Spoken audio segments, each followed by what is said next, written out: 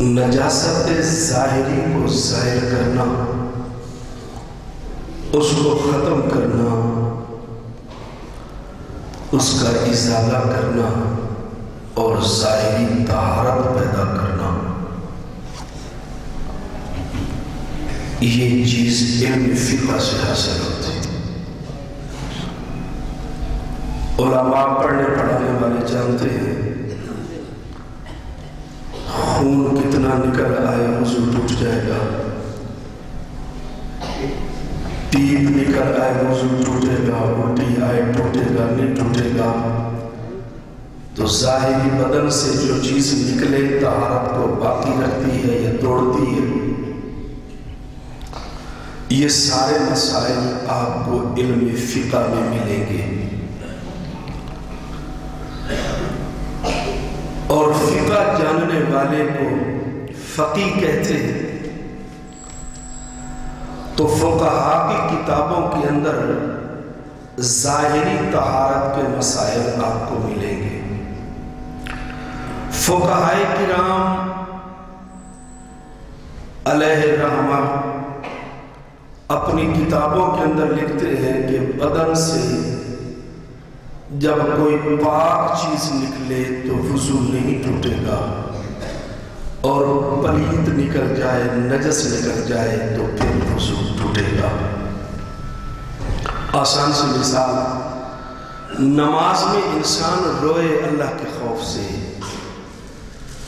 اور داڑھی تر ہو جائے، کپڑوں پر آنسو پڑ جائیں، جتنے چاہے پڑ جائیں، وضو نہیں ٹوٹے گا۔ لیکن اگر پیشاب کا ایک قطرہ بھی نکل گیا تو ٹوٹ جائے گا۔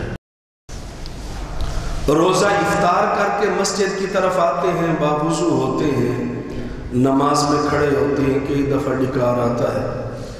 سحری کھا کر مسجد میں آتے ہیں، کئی دفعہ ڈکار آتا ہے۔ نماز میں آتا ہے تو ڈکار کئی دفعہ آیا، وضو نہیں ٹوٹا، لیکن انسان کی نجاست والی جگہ سے ہوا نکل جائے، وضو ٹوٹ جائے گا۔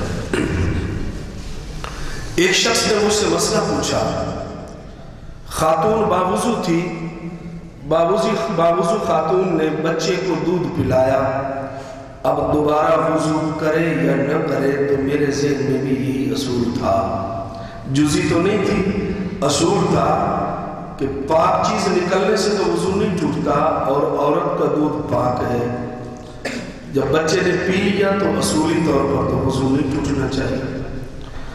تو بیسیوں مسائل ایسے ہیں، سینکڑوں مسائل ایسے ہیں جو انسان کی ظاہری طہارت کے ساتھ متعلق ہیں، اور یہ سارے کے سارے مسائل آپ کو فقہاء سے ملیں گے۔ کہاں سے جی؟ فقہاء سے۔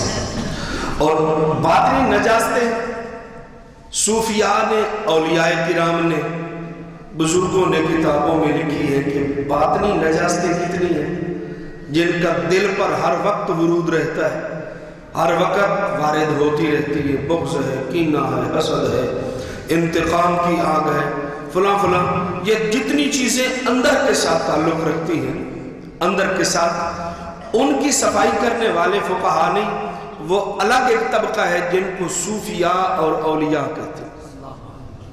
تو اندر کی صفائی کرنے والے معالج اور ہیں۔ غصہ مجھے زیادہ آتا ہے، اس کا کیا علاج ہے؟ تعلیم الاسلام سے لے کر فتاوی عالمگیری تک کسی کتاب میں اس کا علاج نہیں ہے۔